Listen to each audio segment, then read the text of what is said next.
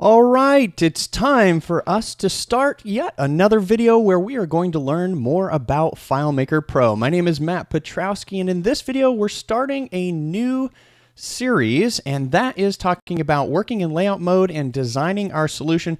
We will be cleaning up some other aspects to our database as we go along. It just inevitably happens. Stick with me. We'll be on my desktop in just a few.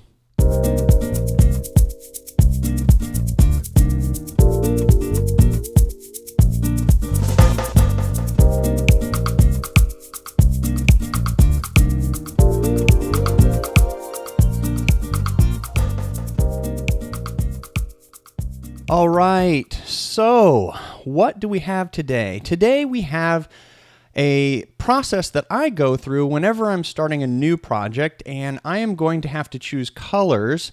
We are working with a solution that I've been developing over the course of time. We've gone through 3 different series of videos. We've gone through the FileMaker environment, then we've gone through fields and calculations, becoming familiar with FileMaker, and then we're wrapping up, or we just did, our data and structure. We've put a lot of data and structure into our example file. Now, I don't have a copy of the file available yet. As I go through today and we add what we add today, you'll be able to access that tomorrow, which means you are going to get a theme for free, which reminds me, I need to let you know this from our sponsor. This video has been brought to you by FileMakerThemes.com. It's a one-stop shop for choosing a theme to apply to your new or existing FileMaker solution. When considering your next move toward advancing the look and feel of your FileMaker solution, don't forget to visit FileMakerThemes.com. All right, so let's get into working with our file. Here in FileMaker, I am going to simply open the time track database. It's the completely ugly database, and what I want to give you today in terms of the content is, first of all, how do I go about choosing colors for a database? And fundamentally, what's the premise of when I'm going to design a database? What do I want to use? Now, if you watch the previous video that I uploaded on Friday, I showed what I'm releasing, which is today, the FileMaker Themes website, or it's a re-release of the site. As I go into layout mode on this file, if you don't know, and I conveyed this in the video, there's 2 ways that you can access the themes. One of them is here in the Manage, and you have all of your list of themes. Now, in this solution, I can see that by default, FileMaker starts with the Enlighten theme. All of my 11 layouts are here. Unfortunately, if you have an existing FileMaker solution, there's no way that in bulk you can convert all layouts all at one time to a new theme. Of course, if you did that, you'll have to go through layout by layout, and you'll have to apply all of the styles that you want to use. This is much easier when you're starting with a new solution, but of course, if you have an existing solution, it is going to be a slower process, and it's just something you have to do if you want to start with a new theme. Now, the advantages of using one single theme is that when you make changes to one object in that theme, all other layouts that share that theme get the same changes, but it's only under one condition: if the object is not modified. And we're going to take a look at the modified versus non-modified state of an object. I'm here to teach you as a FileMaker learner, but let's, in this file, in order for me to theme, I want to pick something that'll work, and so I guess it's a shameless little plug here. I had created the theme, so I chose a theme, and you'll be getting a copy of this theme from FileMakerThemes.com. I think the one that I chose was this one right here, this Sandstone Parkway. I just really like the colors. They're muted. In fact, on the website, you will find that if there's a certain look that you're going for, there are some filters on the side of the site that you can choose here. You can say go for, and I haven't really fully got them worked out, but if I'm interested in oranges, and then I want muted and some strong oranges, I can filter those such as that, and it'll give me, it basically, if it includes the color that you're looking for on the website, for example, all of these have a variation of orange. So even though this Sandstone Parkway has muted versions of orange, those are in the orange range. So when you select on the strong versus the dark, etc., it won't give you exactly what you want, but it will narrow down the list, especially as I add more. So you can see some strong colors in here. So when it comes to picking colors, since I have these on screen right here, One of the things that you try to do is you try to, number one, limit your total number of colors in your FileMaker solution, because obviously too many colors convey a lot of different things in your database. And if you choose too many colors, what you're trying to convey with those colors loses its meaning. Now, there's two ways that you can go about this. When it comes to color theory, and I'm not an expert, you can go with a monochromatic theme, which right down here, this Sharp Inferno, if I was to use the little quick view here on the website and look at these and hover, all of these colors are all within the same hue. So obviously this, when you look at the theme initially, or you look at this layout, this is not, in my opinion, an attractive theme, but this is not how you would use this theme. You tend to start your themes with the mindset that I'm going to use a very subtle or muted look. In fact, I'm going to go for black and white first, which is what we're going to do. Then I'm going to accent the user interface with color. Color is used in order to convey things to the user in terms of what they can do. Typically, this is done via one primary color that you use, and then you use one accent color. And that accent color can tend to be a strong contrast to whatever color you use. Now, your default user interface is usually a very muted color. So the header, the bar that we see up at the top here on this particular theme is just very strong and very stark. I don't suggest doing that in your solutions. I suggest picking something muted and then using the colors. The colors in these theme files are just here to showcase them, and I'm here to explain how to use them. So there's another place where I go in order to choose colors. There's a ton of tools that I use, but this website right here, this coolers.co. Now, there have been websites that ever since picking colors have been around, there have been a ton of them. In the previous product that I had, the Theme Studio, there was a whole list of websites. In fact, if you do a Google search for color pickers, you'll find a bunch of them. Let's see if we can fix, there we go. We can fix their header bar up here. So they've got two areas on this website, which is pretty nice. One of them is this Generate, and the other one is Explore. Explore allows you to just basically look at all of the different color combinations that you could choose, and you can cycle through these. There are a ton of them. Of course, there are some pretty bad ones. And I think what happens is the way that this website works is as people generate the colors, it just saves them. And so picking a good color scheme, like this Italia number 2, number 5, it looks like somebody was having fun on the website here. I would not necessarily use this because the colors themselves, they don't blend really well. But if you choose the little option right here to go to best or picks, I tend to always choose to use my own colors for whatever I want to do. So I will use their generator.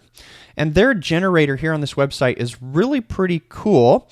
They actually just recently added, I haven't seen it before this, where they add the names of colors. But the cool thing is they give you the hexadecimal values. But what's nice about this website is that it's got a lot of different controls. You can click the adjust, and you can adjust a given color in order to pick your own style. You can adjust the hue. In fact, we will go over this when we're picking colors for complementary tones in when we're designing the database. But another cool thing about this website is if you just actually hit the space bar here on this website, it will cycle through pre-selected colors. Now, these are things that other people have generated, again, but here you can see is a monochromatic theme. This also is not exactly monochromatic. If you'd like to get into color theory, there are some other websites. Let me see if Palatine. Yeah, Palatine still exists. This is another website that I use that's really cool, that allows you to, if you're going to go with monochromatic, you can see over here as I'm dragging this little widget right here, and it even gives you this clue, hold down, when I'm in this area, look at that clue just above right there. It says hold shift to move shades individually. So if I hold down the shift and then drag this, I can move these colors and watch this palette over here and adjust it in order to get exactly what I'm wanting. So these are probably the two predominant websites that I use. But up here at the top, we have all of these different settings of different types of colors. For example, this is complementary, or triad is what they're calling it. Complementary is going to be, there's a monochromatic, which stays all within the same color range. Then you've got colors that are adjacent on the color wheel. Then you've got your opposing colors, which these are really good where if my primary color, let's move it to, let's say, a blue. And then if I was to bring this down in terms of its intensity and get these complementary colors right here, these become your accents to whatever primary color you choose. So I typically choose one color and then attempt to add to that color for the purpose of accent. Because otherwise, if you just use color all over your user interface, things get really, really chaotic. Now, the cool thing that we can do over at FileMakerThemes.com is if you want to pick colors, if you want to use the colors tool that you have right here, let's say you cycle through them and you find out, I like this green, and you want to lock this color, and I like this green. This green is a little dark, and I'll take this light color. With them locked, the items that are locked right here, if I hit the spacebar, it will cycle through only the unlocked colors. In fact, I use this to make my own color selections, and the cool thing is you can also rearrange them with this little drag. So you can drag them in order to see what they are like relative to each other. So once you have your colors selected, whether you're going to go with a pre-made theme over at FileMakerThemes.com, or you're going to choose some colors here and then ask us to build the theme for you, or if you're just going to build the theme from scratch, you then want to implement into your solution. And this is a pretty easy thing to do. In my theme in my file that we have right here that we'll be working with, I'm going to integrate that one theme. And again, I shot this in the previous video. If you want to see everything about integrating a theme or getting a theme because you don't know how to get the theme into FileMaker, it's really simple. As I stated, there's two ways. There is the File menu where we go to File, Manage, and we go to Themes, and this will import the theme into the file. The alternative is on every layout, I can choose right here and click on the icon and bring up the Change Theme dialog, and down at the bottom we get the ability to import the themes. The difference between the two is if I choose the menu command, I import the theme into the file without it being applied to a layout. If I choose to import the theme right here on the layout, and I choose my Sandstone Parkway and then choose that embedded theme, and this is, if you don't know, FileMaker themes, once they're integrated into a file, they can only be changed within the file, and you can import from one file into another. And as long as the theme stays the same, you can change the name of the theme. If you make changes to a theme in a file external to the solution that you're working on, let's say you're working with a designer, or if you purchase the theme from FileMakerThemes.com and I update the theme, when I release a new copy that maybe has new styles and new widgets, you would be able to re-import that theme and it will overwrite the theme that's in there previously. The difficulty is, I believe names, unless the names are exactly the same, it just is an additional style. So you have to, from the time that you initially create your theme with your styled objects, if you theme in a separate file and you want to be able to override those, you have to keep the same names. If you change the names slightly, because that's what FileMaker uses, I believe, the names, then it will they won't get overridden. But with this, you can see that when I import here on the layout, and I say, okay, it automatically applies the theme to the layout. Now, if I didn't want that to happen, then what I would have chosen to do is to import from right here in the themes, just get it into the file, and then be able to selectively choose to apply whichever theme I want on whichever layout. Now, remember, when you apply a theme, the first thing that FileMaker does is it cycles through all of the layout objects, and it applies the style according to that object. So it's got a block of text. It's got a field that is a drop down or a popover. It's got a button right here. It's got a field. So it applied all of those. There is a trick that you can import a theme into FileMaker, and then if you want to preserve what was there formerly, if right after you import it, if you do a Command Z, it will keep the theme, because I just hit Command or Control Z, and you can see that it kept the theme that I had imported applied to the layout, but it reverted all of the styles on the objects to the styles that I had set. Most importantly, you can see right here that it reset that dark red that I had on this particular field. Of course, if I didn't want that to happen, I would just take all of the defaults that it set for me.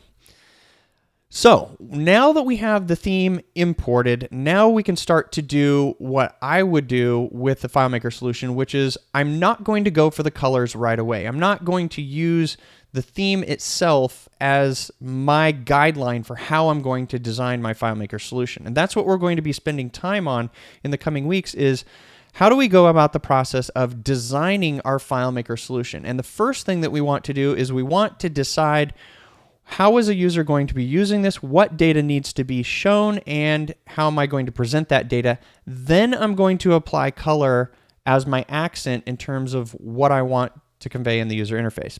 So the very first thing that I do is after I have my theme in, that's all well and great. I'm not going to use the colors and the objects right away. I just go like this. I select the whole layout by marqueing or a Command A or Control A.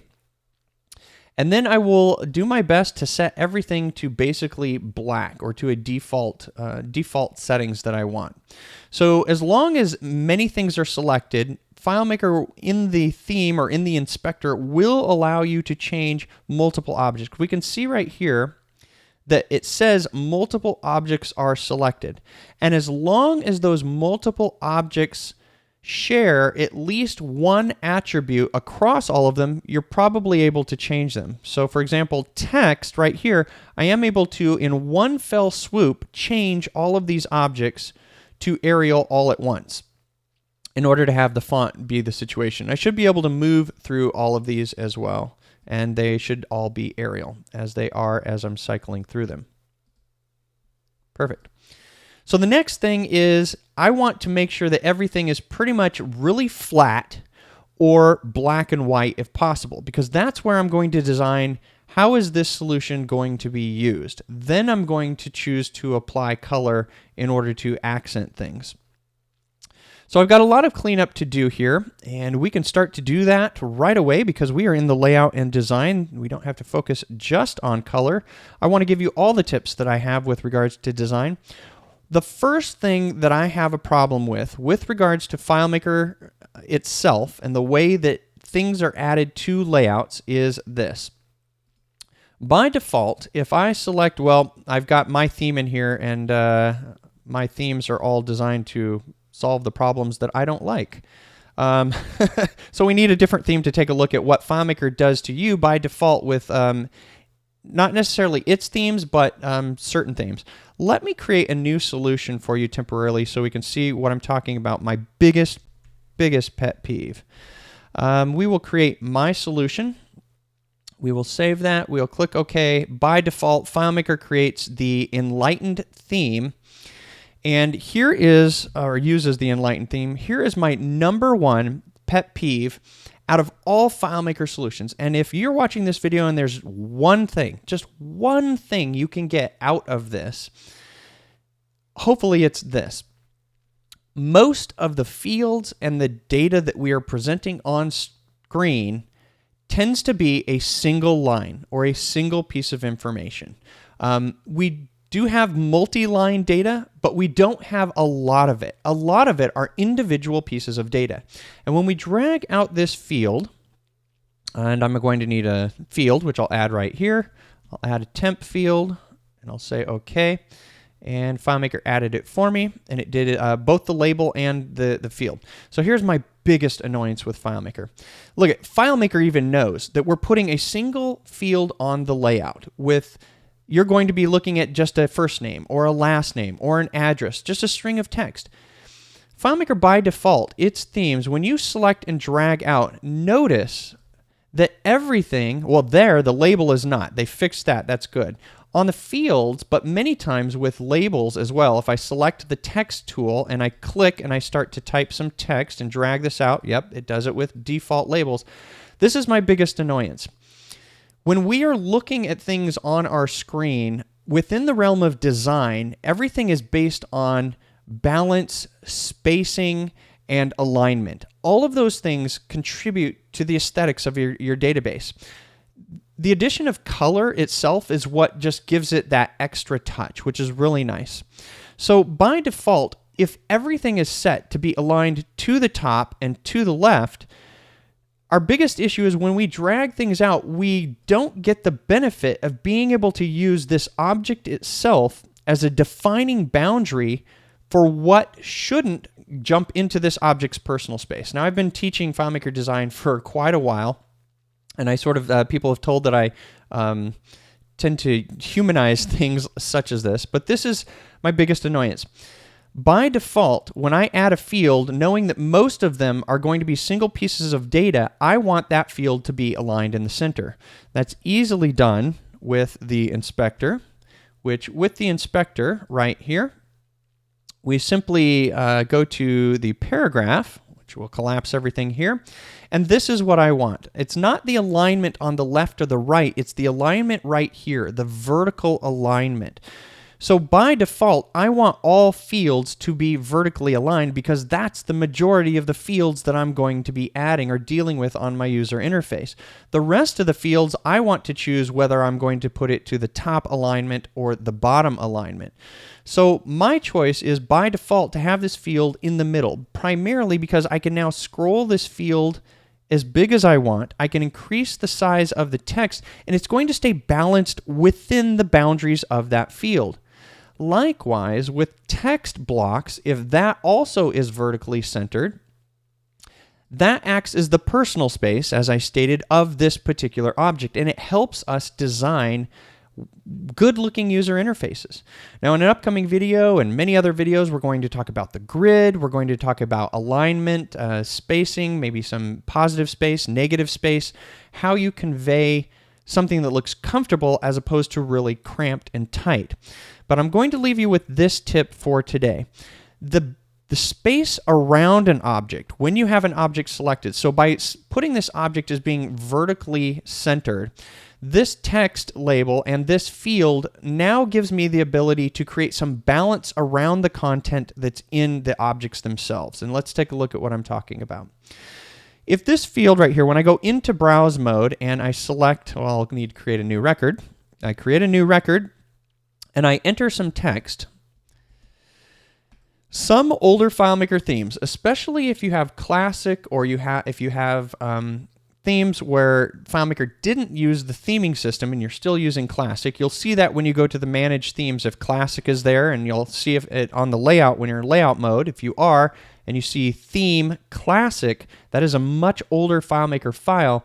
It may be the case where the text actually looks like this. We need to go to advanced graphic and put that smack up on the edge.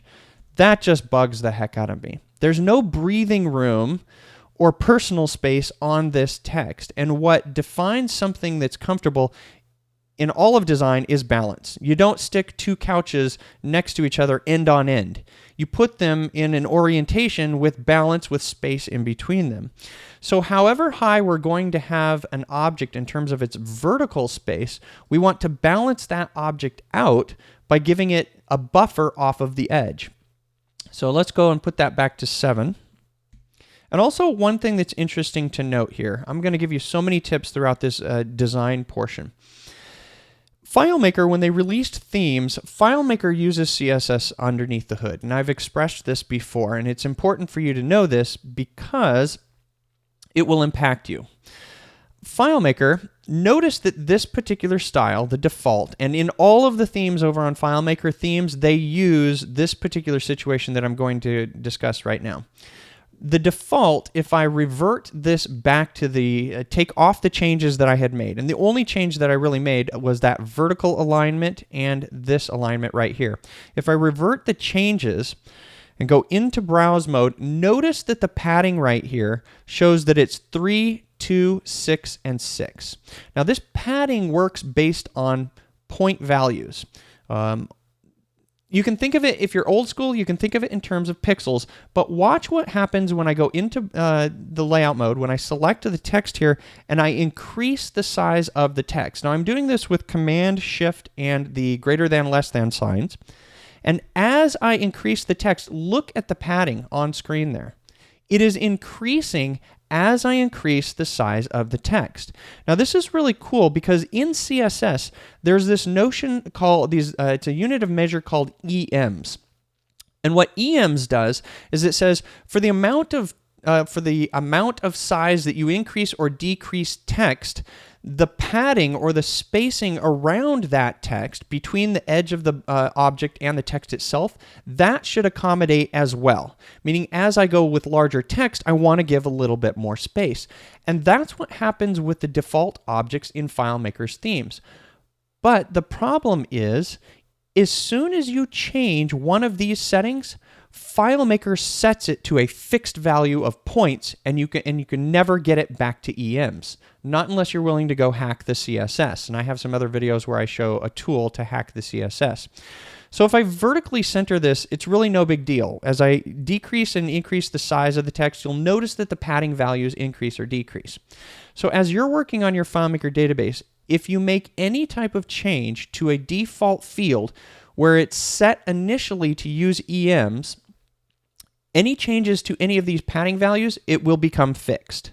So if I set this to a value of 16 and I hit Tab, if I now save this value right here, if I save this change to the current style for that text field, when I select this and I increase the value, look at what it did. It locked those values. All I had to do was change one of them, and they are now persistently set to that value forever on that field, and you don't get that EM effect of the text being able to increase and decrease.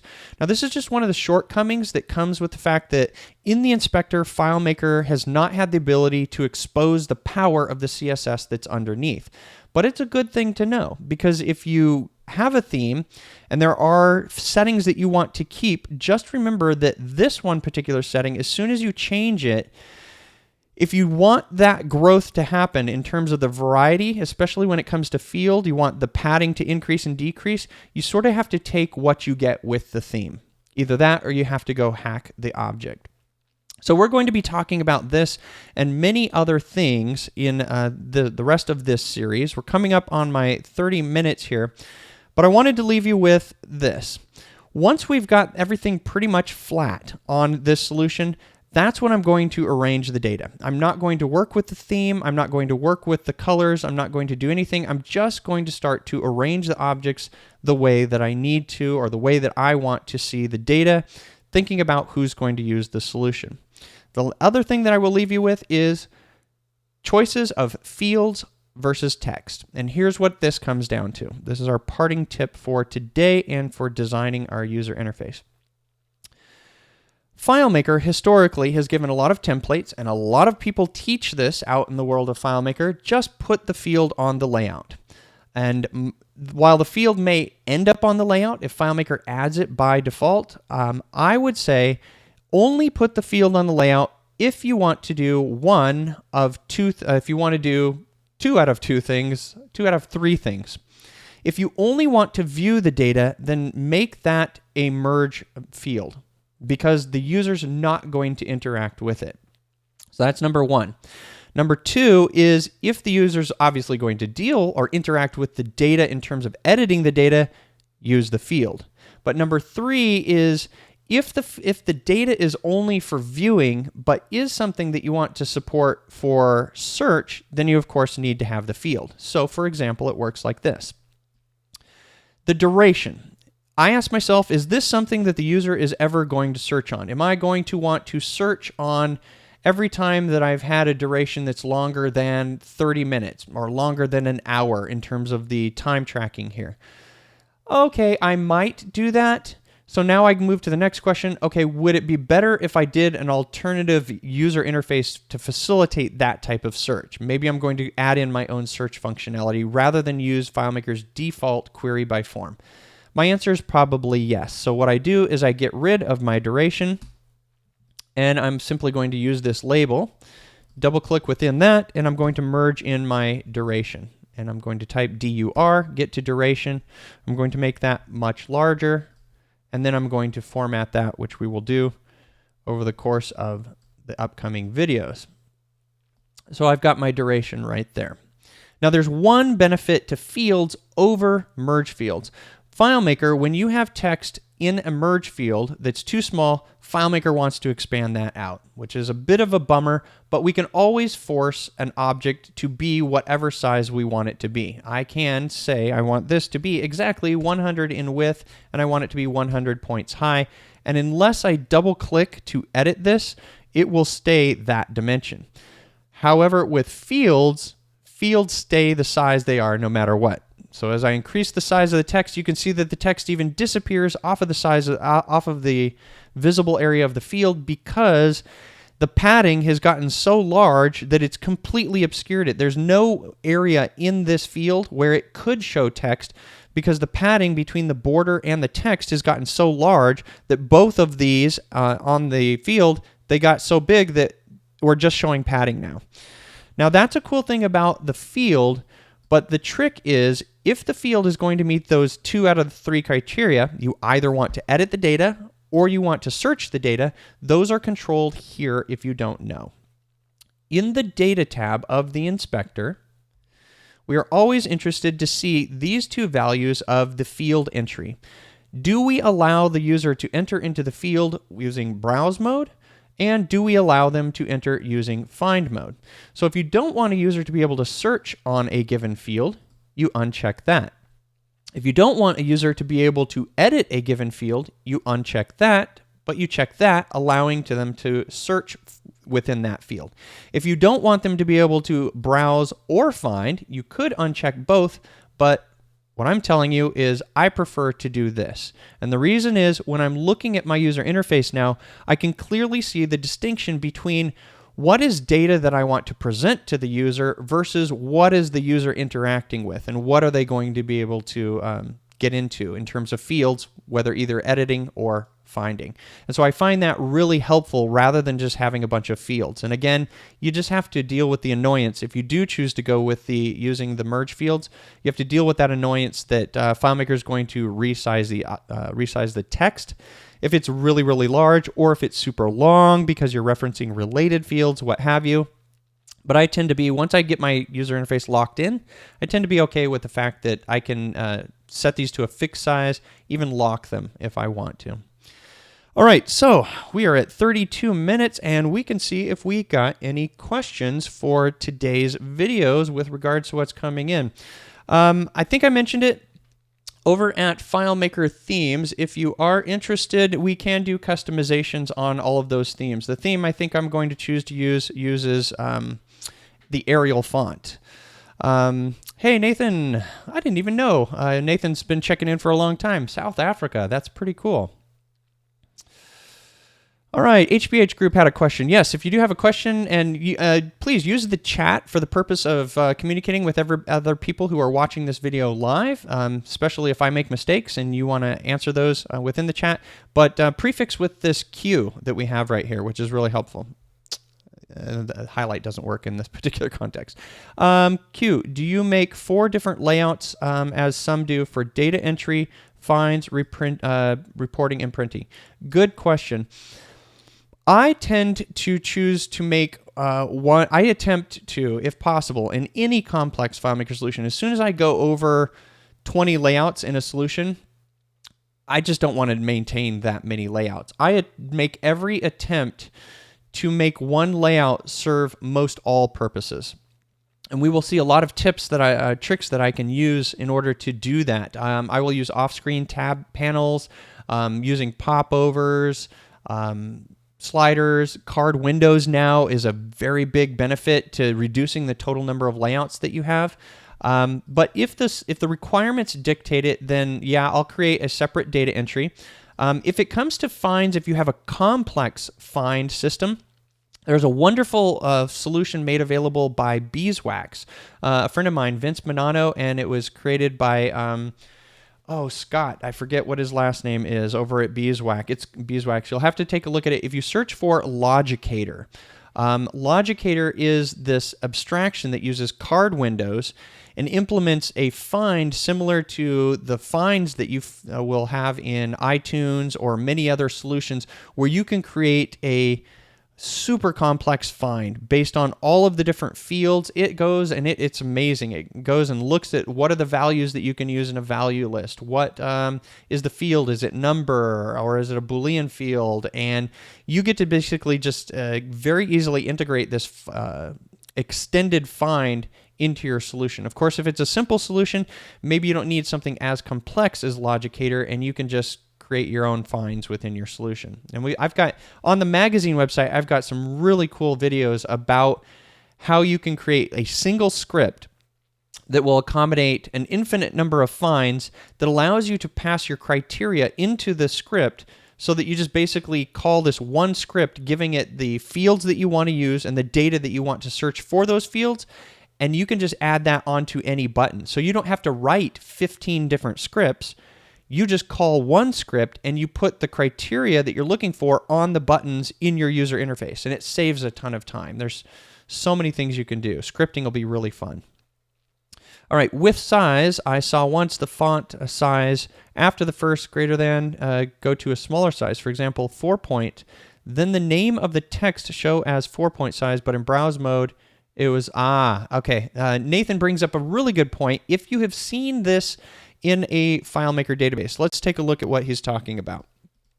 This is really good for those of you that are hanging in there and sticking around. So here is what Nathan is pointing out that he has seen. There is a trick that we'll probably get into doing this. FileMaker, when it comes to a merge text or a merge field, the only thing that matters on the merge field itself is the first value in terms of the text. All of the rest of the text in terms of what that field is going to display doesn't really matter. So if I select everything after the first character, and this really only applies to merge fields, and I shrink this down, I can even shrink it down to it's almost invisible right there. What happens is the field itself becomes more manageable because now I can size this without having to explicitly size it to the whatever size I want, 200 by 200 or whatever. It fits within the area that I want to size the object. The one downside to this is that if you obviously make this too small, then you don't know what it's going to be. So you can obviously make it a little bit bigger until it does fit your constraints. But likewise, if I make any changes to this object, because I can put the duration right here, go into browse mode, and we will see the duration right there. I can see that the field is not giving me enough room. It's cutting it off, so I can just scroll it out a little bit more there. There, it's probably going to present how I want. The difficulty is, and it's not that big of a difficulty, because once you set this and then intentionally resize the smaller portion of the merge field, it's not too often that you come in and make the change once you've set it to the style you want. But if I was to change this to make it do something else, let's go to my text and let's just change the font right here. I believe when I change the font, nope, it did it. There are some things that when you make a change to this text, it will resize the rest of this text to be the same large version. And what it does is it just expands the field out again. I don't know I forget what will cause that. There we go. Increasing using the command keys is what I did. So I had intentionally resized that. Let's see if undo works. It does. So I had intentionally selected within my merge field here to make this text smaller. And while I have this text selected, I can make it larger or smaller. But if the object isn't selected, or if I'm not selected in the object, if I just simply click and I do that same command of greater than or less than, it takes whatever the largest value is. So it's taking this first value again and saying, okay, I need to make all of it. And so you can see what happens when I do that. It just goes boom and expands my my text object completely out. And again, this doesn't impact fields because fields stay the same size. It's just text blocks. So good question, and definitely something good to learn about. Let's see if I can get that all the way back. One good thing FileMaker does have is all of these undos. It didn't used to have these undos. In fact, if you're in FileMaker 13 or 14, then you're going to not be able to do that many undos. FileMaker is saving the undo states, and it saves it across browse mode, layout mode switches. So if I go into browse mode, and if I come back into layout mode, FileMaker did save all of those undos in FileMaker, I think 15 and higher. But you'd have to check on that, see if 14 does it too. If your version doesn't allow the undos, that's when it wasn't implemented. All right, so let's see, we'll take a quick little check, see if we got any more questions that came in before we wrap up today's video. Hisham, I hope I'm saying that right. Hey from Sudan, how's it going? And looks like we don't have any more questions for today's video, so I think that's going to give us our wrap. We're at 40 minutes, and that's a good amount of time. So we are going to wrap this video up. As always, I'm here to teach you about FileMaker, and you can subscribe and get notified via YouTube. Click the little bell icon if you want to be notified via the YouTube app or via email. And the next video in this series will be coming up right here. I hope this video has given you more about FileMaker, becoming a master, and really learning it. Until next time, much luck and happy FileMaking.